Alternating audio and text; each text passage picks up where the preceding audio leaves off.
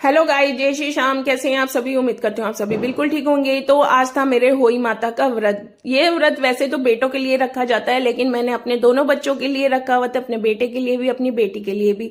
तो मैं क्लिनिक से आफ्टरनून में आ चुकी थी। आते के साथ ही मैंने सब्जी कट करके रख दी थी। उसके बाद मैं ऊपर छत पे आ गई थी अपने मंदिर में। वहां पे मैंने कैलेंडर लगाया, अपने कमोया करवा जल से भर के रखा और फिर मैं नीचे जाके रेडी हो गई थी।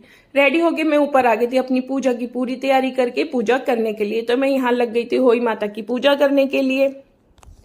यहाँ पे मैंने अपनी होई भी ले ली थी, जो कि मैं हर साल बच्चों के नाम की पूजती हूँ। यहाँ पे होई माता को मैंने टीका किया। टीका करके जो मैंने गेहूं के दाने लिए थे वो चढ़ा के उसके बाद यहाँ पे मैंने कथा करनी शुरू कर दी थी।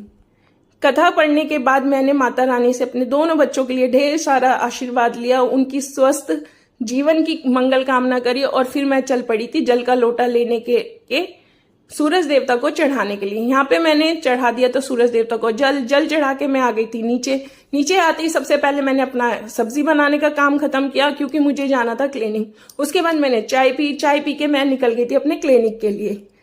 मेरे लिए एक अच्छा हो गया था कि मम्मा ने हलवा और पूरी तैयार कर दी थी, सब्जी मैं बना के चली गई थी। मैम ने मुझे 8 बजे तक बिल्कुल फ्री कर दिया था, क्योंकि मैम को पता है कि करवा चौथ के बाद मीनाक्षी का होई का व्रत आता है। लेकिन मेरी मैम बिल्कुल भी होई का व्रत नहीं रखती, मैं रखती हूँ, क्योंकि हमारे में रखा जाता है। तो फिर मैंने घर आते के साथ ही यहाँ पे अपनी थाली लगा ली थी बायने की, क्योंकि मुझे अपनी जेठानी को बायना देने के लिए जाना था अपने घर पे। तो यहाँ पे मैंने थाली बिल्कुल रेडी कर ली थी और मैं चल पड़ी थी ऊपर मंदिर में पूजा करने के लिए। मंदिर में जाके मैंने माता रानी की पूजा करी, आरती करी और उसके बाद मैं चल पड़ी थी तारे को जल चढ़ाने के लिए। वैसे तो ये व्रत 6-7 बजे तक खुल जाता है तारा निकलते ही, लेकिन मेरा व्रत तो हमेशा तारा और चांद निकलने पे ही खुलता है, क्योंकि मैं क्लिनिक से आते ही पूजा करती हूँ इसलिए। तो यहाँ पे मैंने माता रानी की पूजा कर ली थी, उनको जल चढ़ा दिया था। दोनों बच्चे भी मेरे साथ ऊपर छत पर ही थे, खेल में लगे हुए थे। जल चढ़ाने के बाद मैंने अपना व्रत पूरा किया और फिर मैं चल पड़ी थी बायना देने के लिए।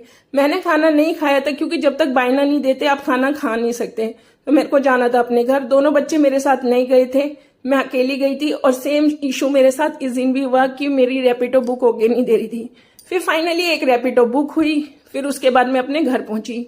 जाके देखा तो मेरी जेठानी आराम से लेटी हुई थी। उनको उम्मीद ही नहीं थी कि मीनाक्षी इतनी जल्दी भी आ जाएगी। खैर मैं 9:30 बजे पहुंची थी अपने घर। घर पहुंचने के साथ ही मैंने अपनी जेठानी को बायना दिया, जो मैंने उनके लिए पूजा था। पूजने के बाद उनसे ढेर सारा आशीर्वाद लिया अपने बच्चों के लिए। फिर उसके बाद ही थोड़ी देर बाद ही मैं वहां से निकल गई थी, क्योंकि मेरी गुड्डू वहां पे घर पे अकेली थी इसलिए। वीडियो पसंद आए तो प्लीज वीडियो को लाइक कीजिए, शेयर कीजिए, सब्सक्राइब कीजिए। मिलते हैं नेक्स्ट वीडियो में, तब तक के लिए जय शनिदेव।